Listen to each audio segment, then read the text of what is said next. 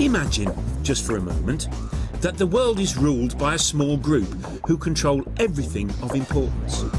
Governments, big business, and the media. It sounds somewhat unlikely, but now imagine that this all-powerful group comes from another planet, and our rulers are in league with them. Now, that sounds really, really unlikely, and yet plenty of apparently sane people are convinced that it's true. They own you. They own your emotions, and you basically belong to them. I think they would kill people, and that's on the record too. If you can control someone's sense of reality, then the human collective mind is putty in your hands. So, has someone been handing out space cakes? Or is this the biggest alien conspiracy of all?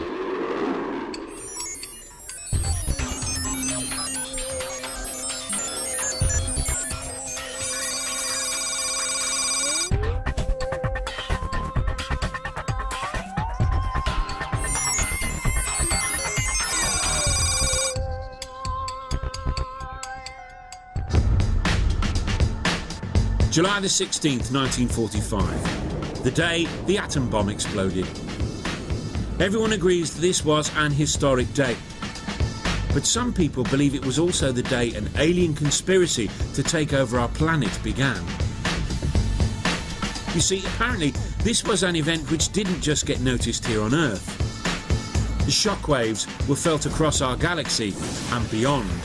Ever since the UFO phenomenon sort of exploded into public consciousness in the mid-late 1940s, people have wondered, why now, why now? And of course, the first answer people came upon was that, well, now we have the atomic bomb. When we set off the first atomic bomb, there was such energy released that probably created ripples throughout our solar system, perhaps throughout the galaxy.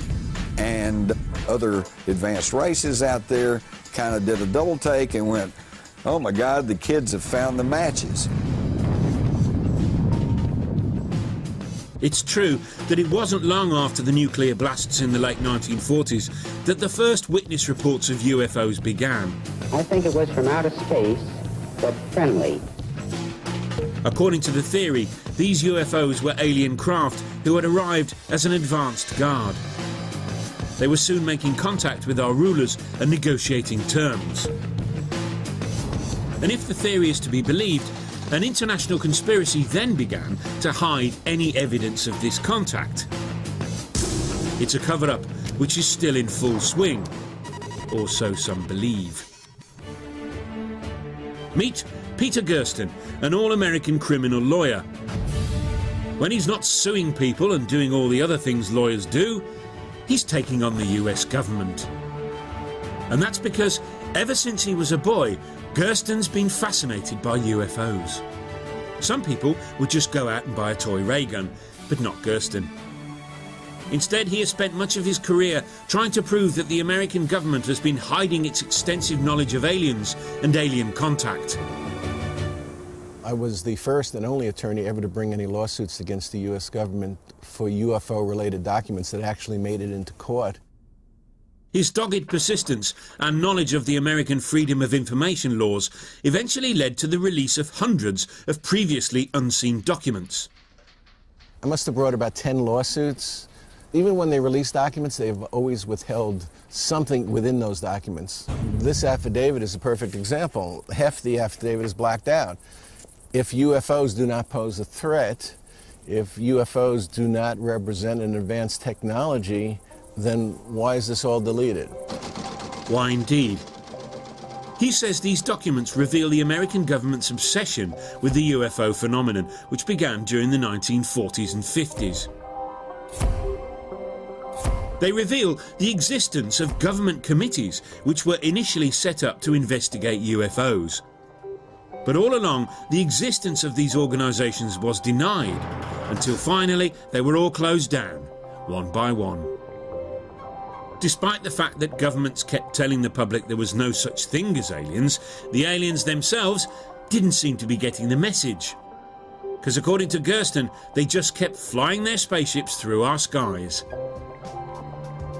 One case, which has been cited by many as proof of a vast conspiracy, conveniently happened in Gersten's backyard in Phoenix, Arizona. Unidentified flying objects over the valley. A triangular-shaped object. What was in the sky last night? The Phoenix lights lasted anywhere from an hour and a half to 2 hours, and there's never been a major investigation to determine what that was. What is it? I don't know. About 10:30 at night, there were about 7 lights that had a distinct formation that just stayed over Phoenix in a triangular pattern and then left. And it's amazing to me that something can appear so brazenly over a major metropolitan area and not be fully investigated. The story gripped the local media, but the official response was some kind of military flares. They had a number of leftover flares on the aircraft, and each aircraft had to get rid of them because the rules prohibit the aircraft from landing with flares on board. Gersten returned to the courtroom, but even he couldn't prize an explanation out of the authorities. The Freedom of Information Act is totally impotent. All they have to do is a reasonable search. And they say they did a reasonable search, we couldn't find anything, and the court goes along with that. So, is Gersten onto something, or does he just need to get out more? To really get to the bottom of what the government might be hiding, we need an insider. One who's seen some alien evidence with their own eyes. If you're involved in something like this, who do you talk to? You can't tell your family. You can't tell your closest friend. Now, the most convincing evidence that aliens have landed and those in power know about it would naturally be the sight of, well, an alien hanging out with the rich and powerful, being driven around in a limousine, or being photographed with celebrities. Unfortunately, the absence of anything like this means believers had to rely on something less convincing, hearsay, and there's certainly been plenty of that. I glanced up and there were 3 flying saucers at an altitude of 350 feet. No one disagrees that in the 1940s there were lots of unidentified flying object sightings. Even the skeptics agree there have been a lot of these sightings, but they put that down to paranoia. What's this all about? What's everybody running from? It's the end of everything. What do you mean? There was, after all, something called the Cold War going on. When the West and the Soviets confronted each other with secret weapons, spy planes, and various other military thingamajigs. The skeptics put UFO reports down to all of this. Nick Pope, for example, conducted an official British investigation into UFO claims, and let's just say he's not convinced. Nothing so far tends to give rise to any suggestion that extraterrestrials have visited the Earth. But it's often suggested that there's a huge conspiracy here and that the government's somehow covering up the truth about UFOs. Well, having headed the UFO project for 4 years, I can categorically say there's no truth in that whatsoever. For believers, though, the more governments deny, the deeper the cover-up must be. And instead they turn to people who have claimed to have seen for themselves evidence of an alien plot. Some of these witnesses say they even saw evidence of an elaborate government cover-up. You know, things like alien craft, soldiers picking over it, and aliens. Here's someone who says he saw exactly that. Clifford Stone spent over 20 years in the American Army. For most of that time, he had a desk job, but that's not to say nothing interesting happened to him. Because according to Stone, he was drafted into a top-secret operation. Its purpose? To retrieve downed Soviet satellites. I was involved in the activities that would recover crashes, debris thereof. Those operations were known as Project Moondust and Operation Blue Fly. Those 2 projects dealt with 2 things. the recovery of objects of unknown origin or objects that survived re-entry into the Earth's atmosphere. Most of the recoveries were routine. But then in 1969, says Stone, his team were asked to investigate something that was very weird indeed. During that time, we got a call, and they stated that they needed us to put some people together because they had a plane or something that went down not too far from where we were at. When we got there, a person that I would later always call the colonel, he was there, and he came up and he told me, he says, specialist, I need you to go ahead, take your Geiger counter, and I want you to take Geiger counter readings and call them back to us. Well, I was asking, well, what is it? And he went ahead and said, it's some type of Soviet spacecraft that crashed. Says, now, if you get there and you see anything unusual, you need to keep in mind that the Soviets put monkeys, just like we do, in their craft. And as a result of that, if you see any bodies, don't worry about it. It will be monkeys.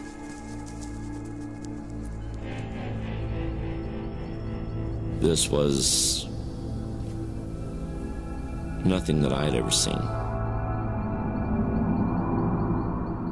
I knew it wasn't our craft. I knew it wasn't the Soviet craft.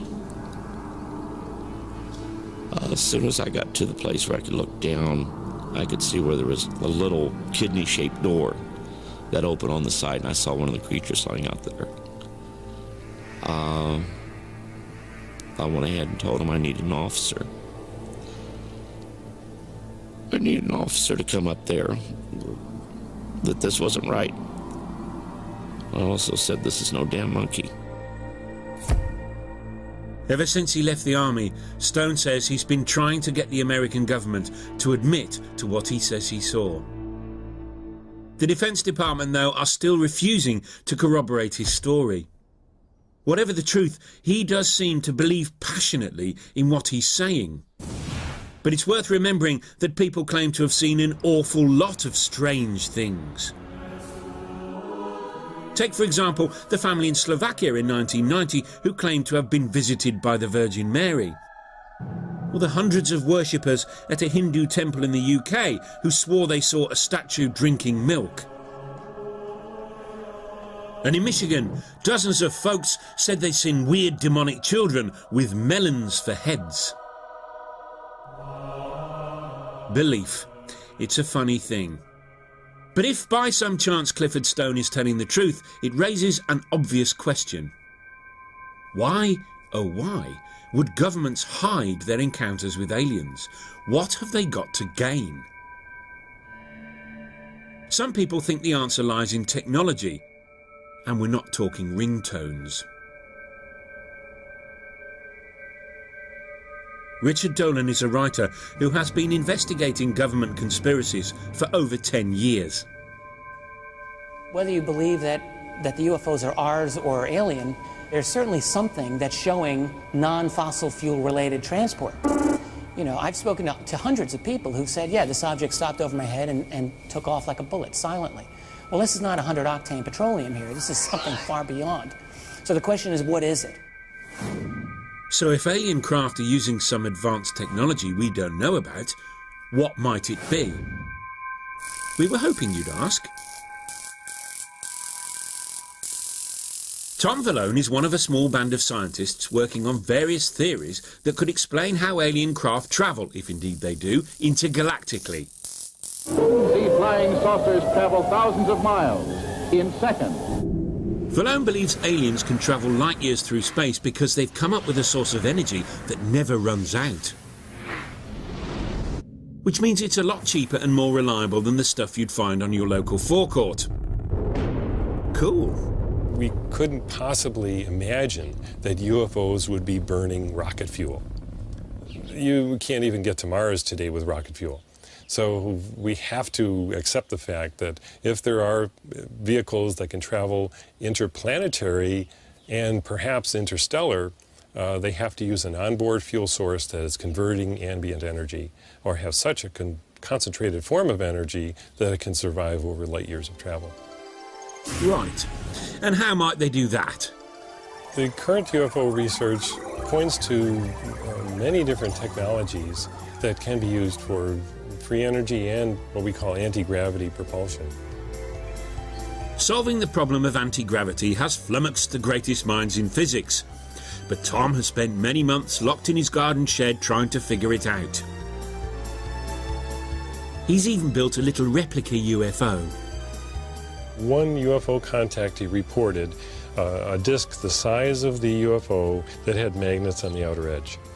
And so here we actually have a disk that has magnets on the outer edge that perhaps may be powered by some means that involve permanent magnets or some arrangement of permanent magnets. According to Vallone, the separate halves of UFOs might contra-rotate to create energy that can be harnessed to power the spaceship. The beauty of this energy is that it comes out of nowhere. You don't need to do anything so last century as actually burn fuel. In fact, it's like you're creating it out of thin air. You can see why Tom is still puzzling over it, can't you?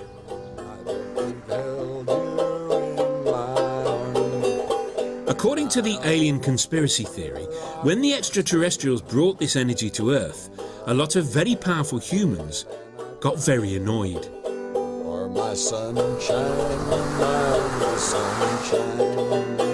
Some people, like journalist Jim Mars, think those in power didn't want such limitless energy to become widely available.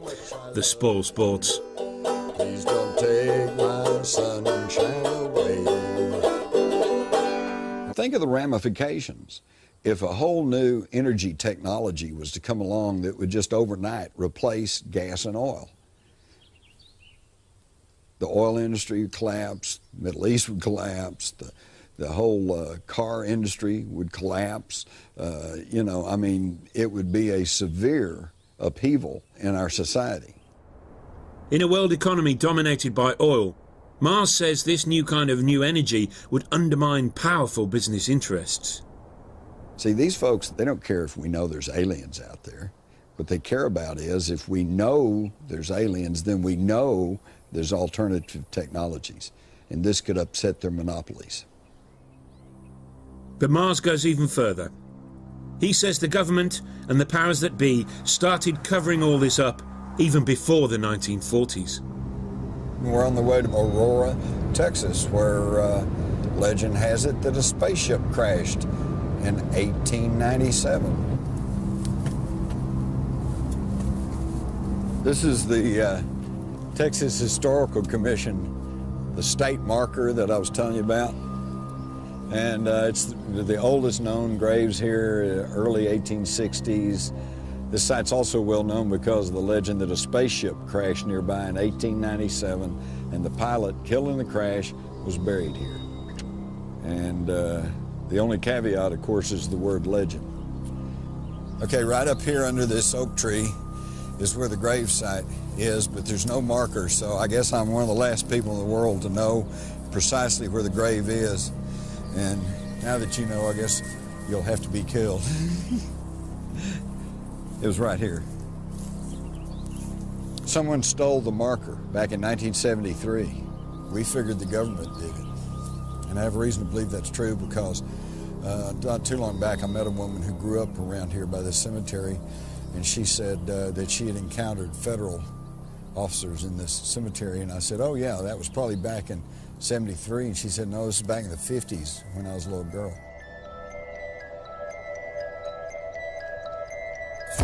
Jim's experience in Texas led him, he says, to compare notes with others across America, and he began to detect a pattern to the cover-ups.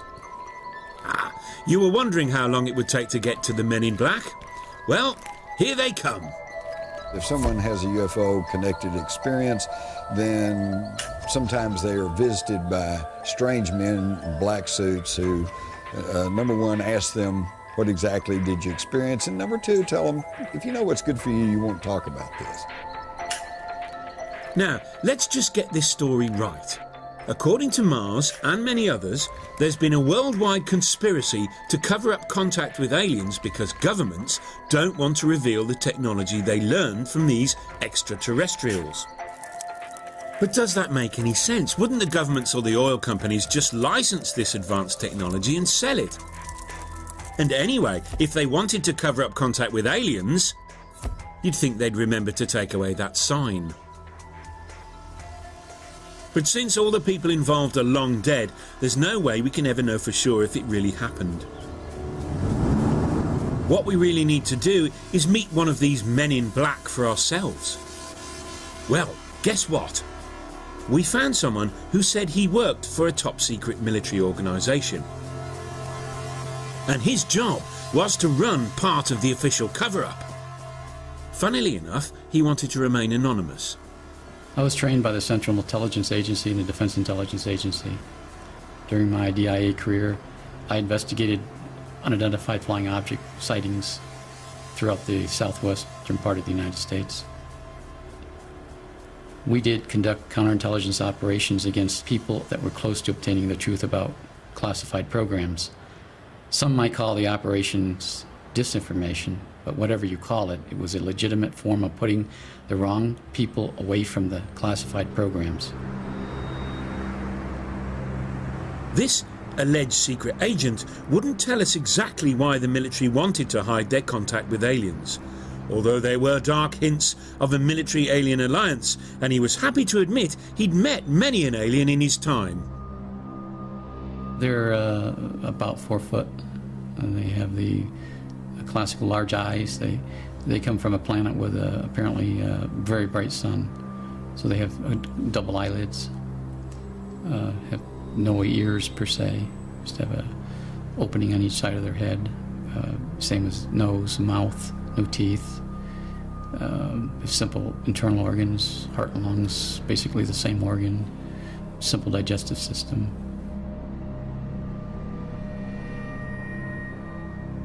I'm not going to discuss that. There's a lot of information I wish I didn't know. So there you go, a secret agent who positively wanted to be interviewed. He refused to give us any evidence to back up his claims, and we couldn't find any either. But if he did what he says he did, how does he sleep at night? I don't have any problem with my conscience, no. Everything I did in a government service, the disinformation in this area, was all legitimate. It's sanctioned operations that I was told to do. I did my job, and I did it well. These guys, they're unofficial. They don't exist within the official framework of our society. These agents charged with studying UFO phenomena and so forth. They're outside. Okay. Maybe Agent X is telling the truth, and he's a man in black. If so, we've stumbled on a scoop. So when did the cover-up begin? Maybe aliens didn't first land in the 1940s, or even in the 1890s. Because maybe, just maybe, aliens have been here for a long time, and when we say a long time, we mean a very long time. They've been running the world since the year dot, and they've kept it very quiet indeed. People want to laugh and say it's impossible. Well, please be my guest, I don't care. But if you're interested in what's happening in the world, this is a phenomenon that needs looking at, because there's something to look at. So, we've had top-secret government committees investigating the presence of UFOs in our skies. We've had secret military operations to retrieve downed spaceships and their alien pilots. We've had sinister government agents terrorizing the public. But in terms of a conspiracy, this is just the tip of the alien iceberg. I woke up, and mere inches in front of my face, there he was. And I was really freaked out. This is a very rare opportunity we're looking at. Implants are rare. Because according to some, the aliens have not only landed, they're actually running the world. What? Yes. Here's a man who believes it. David Icke. Icke regularly speaks to packed-out audiences, spooking them out with the full implications of his theory.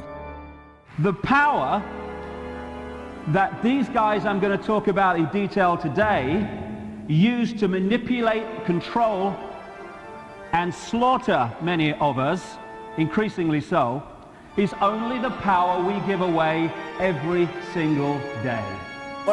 He hasn't always been a full-time conspiracy theorist. In fact, he started as a soccer player and sports commentator on the BBC. Kenny Dalglish of Liverpool and Scotland. But all along, something was troubling him. When I was a kid, I had this feeling, I couldn't put words to it, I had this feeling I had something to do. And when I started being quite good at football and went into professional football, I thought that must be what it is. But there was something missing. I couldn't put words to it. I felt unfulfilled. Ike looked at the world and there was something wrong with it. At first he couldn't work out what it was, but something under the surface was amiss. International poverty? Global warming? The capitalist system? No, something deeper still. He became convinced that everything that was wrong with the world could be explained by one overarching idea: that a small, ruthless elite had taken control of our planet.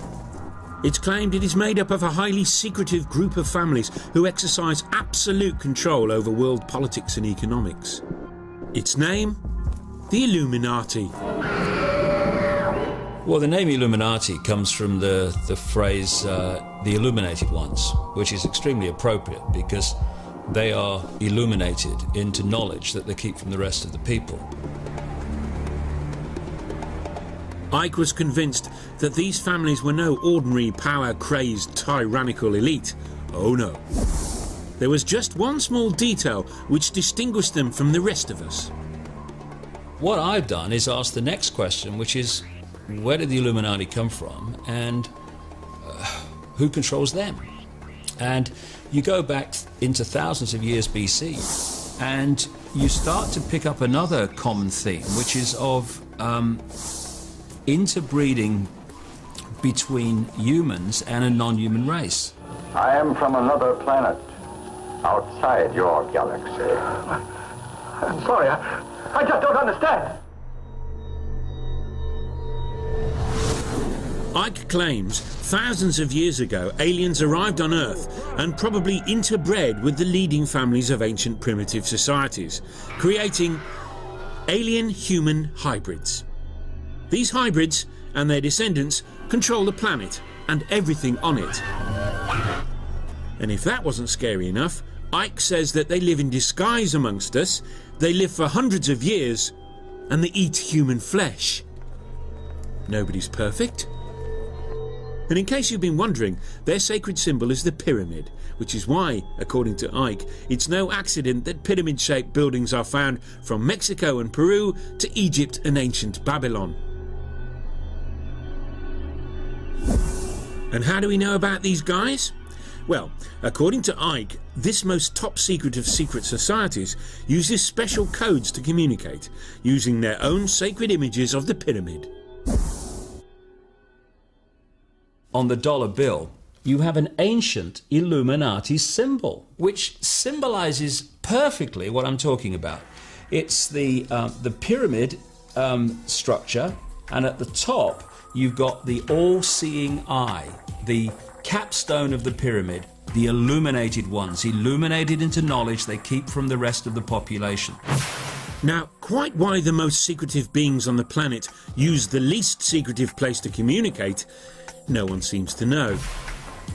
Such details haven't stopped David Icke selling thousands of books, although there has been criticism of his use of the word Illuminati. The same term was used in the past by right-wing extremists to describe a worldwide conspiracy run by Marxists, Freemasons and Jews. And some have claimed that he is just tapping into old extreme paranoias. So who are the alien-human hybrids, and how would we spot one if we saw it? Well, apparently they include George Bush, Tony Blair and even the Queen of England. And we thought she was just German. Apparently they are all descendants of the original alien hybrids. what you have, in effect, is the Illuminati families being the genetic representatives on this planet of these serpent gods. Serpents? Yes, the aliens who came down to Earth long, long ago didn't look like the Queen of England. In fact, they were serpent, lizardy sorts. And even when they interbred, the old reptile bit just wouldn't disappear. Well, I think the answer to why reptiles is why not. It's just a form through which people express themselves, or entities, consciousness expresses themselves. The Illuminati cover up their reptilian nature with a human disguise. But occasionally, though, the effort of hiding their slithery selves becomes too much, and the mask drops. Let me see you as you really are. People find it difficult to perceive of a two-legged reptilian entity with what we would call an intelligent mind. But I have talked to hundreds and hundreds of people all over the world. I've been to more than 40 countries researching this, who have told me the same basic recurring story of seeing people, often in positions of power, but not always, change from a human into a reptilian form and then go back again. Sometimes it's for a few seconds, sometimes it's for longer. Icke's theory has turned him into a superstar in the conspiracy world. But some more mainstream ufologists are skeptical about his theories. Having worked in the fields of public relations and communication, I'm not sure that I'm going to win friends and influence people by calling the Queen Mother of England a 200-year-old reptilian cannibal. Whatever the truth, there's no doubt that Icke has tapped into something which people have often felt, the sense that their lives and their society are not under their control. But it's arguable whether those fears are calmed by imagining the world is run by lizards. Icke's theory that lizards are in control has had one notable effect. Whereas 20 or 30 years ago, alien sightings tended to be all about little green men, alien sighting stories have now begun to change. Now lizard sightings are all the rage. Mona Kempka, for example, is a fan of Icke. She's read all his books. And rather coincidentally, she has also seen lizards. They come visiting. My name is Mona Kempka. I'm 55 years old. I've been a psychiatric nurse for 30 years. I've lived alone for the last 10 years. 12 years ago, Mona had her first reptilian experience. In 1994, a reptoid appeared in my living room. 6'3", thin waist, giant muscular legs. This being could kill 5 men with a swat. I was asleep because I worked the night shift. And I woke up, and mere inches in front of my face, there he was. And I was really freaked out. I stood up in my bed screaming. He appeared to me for 6 seconds, and I was standing up in my bed, screaming, then he vanished. And I just sat down in my bed, and I started laughing hysterically. It wasn't because I thought it was funny, I was just hysterical. I didn't know who to call. I thought even my own mother would not believe this, you know. So what's going on? Has Mona seen a reptoid alien, or does she just think she has? Or did the books she read by Icke play their part? I mean, I don't believe everything I read. I take it all in and try to make my own decisions. But David Icke's on the money. And I don't even know David Icke. I'm just telling you, I'm glad this man is gaining momentum in this country. What would help convince the rest of us would be if Mona, or anyone, had found some physical evidence, say a bit of old lizard skin lying around. Sadly, there was none. But that doesn't mean to say that there isn't any physical evidence of aliens and their dastardly attempts to control the world. Well, not if you believe this man. He says he's found it. We cannot make claims of some strange entity in the midst of the night, or in broad daylight in some cases, actually came and abducted you and did various things and so on, without there being physical evidence of those claims. Derrell Sims' day job is as a private investigator in Texas. But he has another string to his bow. He spent the last few years working with people he says have been implanted with alien probes.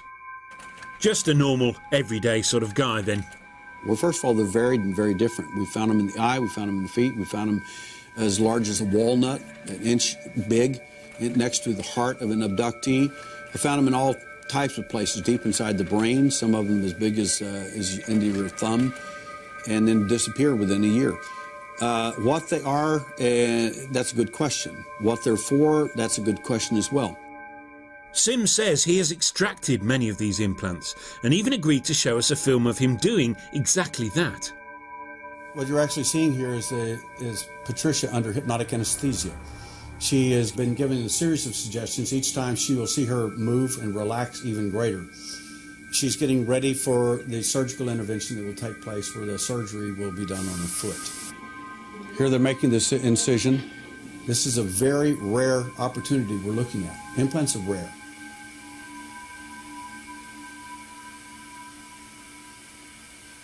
The surgery has taken over an hour. They can't find the object that they found so easily on X-ray. Here he is bringing the object out in a T-shaped formation. What they found in the keratin was wrapped around these objects, and it was very hard, very durable. It showed no signs of inflammatory response. In other words, this object was not treated by the body of Patricia, as an example, in any way as if it were a foreign object. Now, Derrell Sims has no medical background whatsoever, but he claims that the object that was removed from Patricia's body was designed to control her mind. Quite why they put it in her foot, though, is a whole different matter. But anyway, over to you, Derrell. My thinking is that the side effects of these objects, it seems to us, based on preliminary findings, is that levels of serotonin, dopamine, neurotransmitters, in effect, have been altered in some of these abductees. Now, any neuropsychologist or neurophysiologist can tell you in a New York Minute that anybody that controls your serotonin, dopamine, or potassium, anybody controls these neurotransmitters, especially serotonin and dopamine, they own you. They own your emotions, and you basically belong to them. Derrell didn't allow us to do any tests on the little implant, so we can't say for sure what it was. And why a secretive alien could have been so easily outwitted by a Texan private investigator is anybody's guess.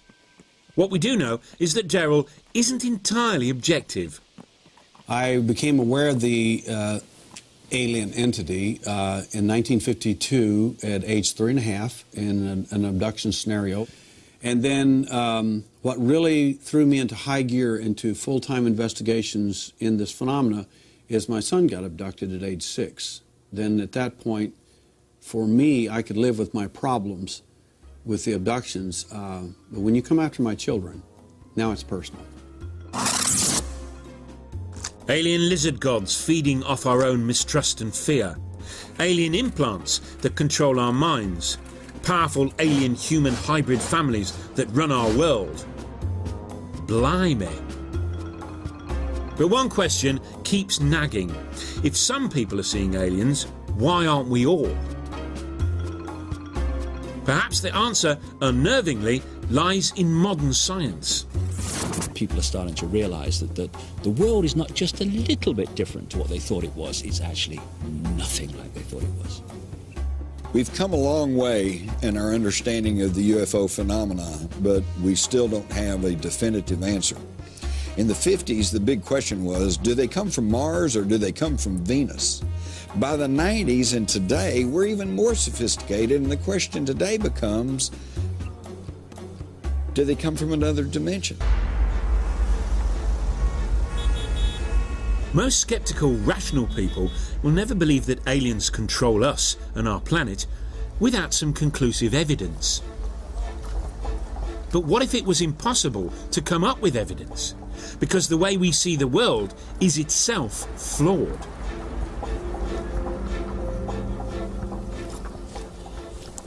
People ask me, understandably, if these reptilian and other entities exist, why don't we see them? Well, it's to do with frequency.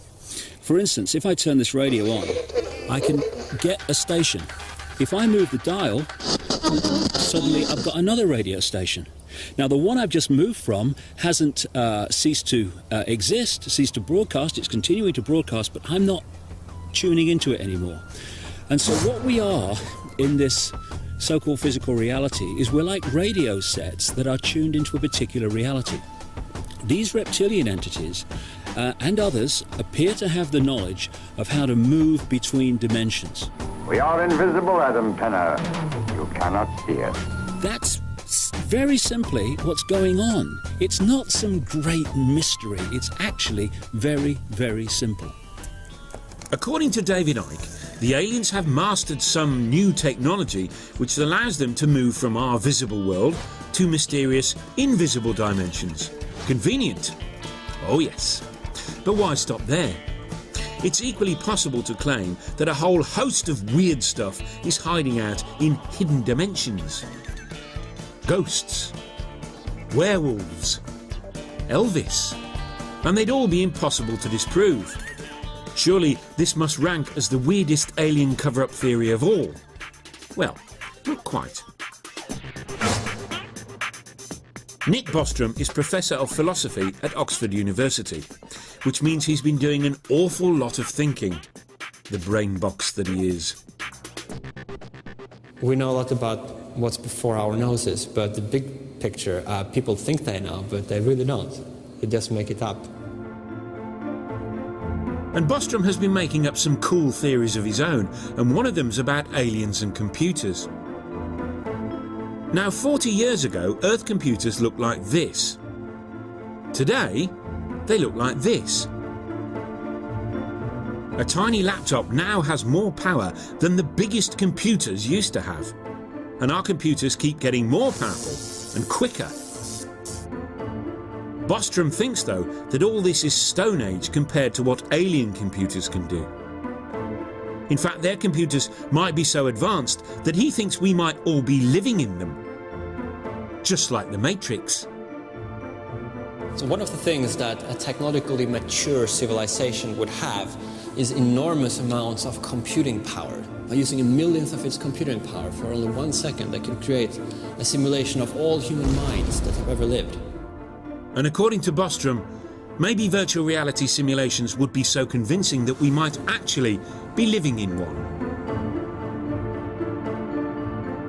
So could we all be trapped in an alien PlayStation? We are almost certainly living in a computer simulation, meaning that all this world that we see around us, everything we experience and everything we do takes place in a virtual simulated reality that is implemented and running on a computer built by some technologically extremely advanced civilization. I have come to feel that we live in a kind of matrix-like world. The question is, how far does this simulation go? I don't trust anything in this reality. I think it's an illusion. It's a holographic reality. It's the product of somebody's technology or something's technology. So anything is possible. So there we go. For a century or more, people worried that aliens might leave their own planet and come and conquer ours. This fear spawned a series of elaborate conspiracy theories, some involving the military, some involving a government cover-up. It was even argued that the aliens had bred with humans and sent secret messages to each other. Now it turns out the effort of investigating all those conspiracies has been a total waste of time. For planet Earth and everything on it, and indeed everything in the whole of our reality, could be just a product of an alien computer game. They didn't need to travel here to take us over. They got us to travel to them. So smile, because somewhere in another galaxy, something is watching you.